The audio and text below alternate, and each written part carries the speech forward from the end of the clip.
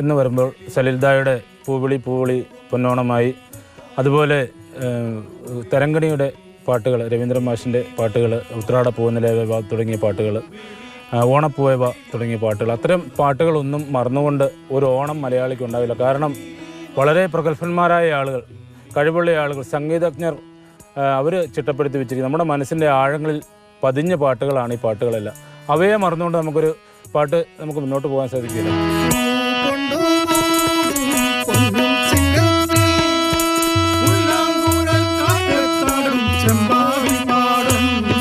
ബിഷപ്പിനെ എന്ന് പറഞ്ഞ സിനിമയിലെടുത്തൊരു പാട്ടാണ്.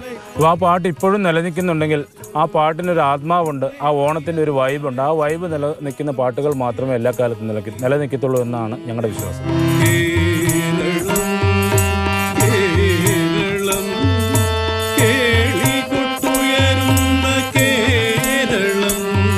നമുക്കറിയാം പുതിയ പുതിയ ഒരുപാട് ഓണപ്പാട്ടുകൾ ഇറങ്ങുന്നുണ്ട്. പക്ഷേ അവയിൽ എത്ര എണ്ണം നമ്മുടെ മനസ്സിൽ തട്ടി നിൽക്കുന്നു, ഇപ്പോഴും ഹൃദയത്തിൽ തട്ടി നിൽക്കുന്ന പാട്ടുകൾ എന്ന് പറഞ്ഞാൽ അത് പണ്ടിറങ്ങിയ വളരെ പ്രശസ്തരായിട്ടുള്ള മ്യൂസിക് ഡയറക്ടർമാർ ചെയ്തു വെച്ച പാട്ടുകളാണ്. ഇപ്പോൾ വന്നു അത് വലിയ ഒരു ഘോഷം പോലെ വന്നു, അതുപോലെ തന്നെ പോകുന്നു. അതാണ് ഇപ്പോഴത്തെ പാട്ടുകളുടെ ഒരു പ്രത്യേകത.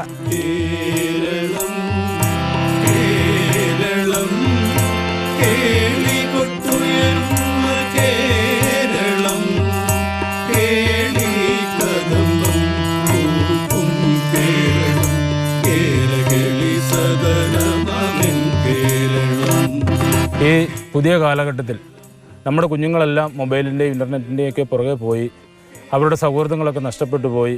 അങ്ങനെയുള്ളൊരു സാഹചര്യങ്ങളിലാണ് ഗ്രാമവേദി ഇത്തരമുള്ളൊരു കൂട്ടായ്മ നമ്മൾ സംഘടിപ്പിച്ചു വരുന്നത്.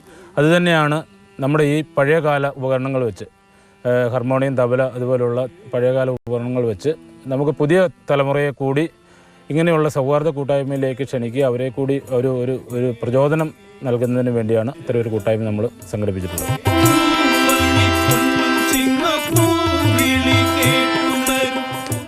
ഓണപ്പാട്ടുകൾ ഓണം മൂഡിലെത്തി നിൽക്കുന്ന കാലത്തും 1978 പുറത്തിറങ്ങിയ പൂവിളി പൂവിളി പൊന്നോണമായി എന്ന ഗാനമില്ലാതെ മലയാളികൾക്ക് എന്ത് ഓണാഘോഷം? വിനു കാഞ്ഞിരപ്പള്ളിക്കൊപ്പം നിതിൻ തോമസ്, മാതൃഭൂമി ന്യൂസ്, ഇടുക്കി.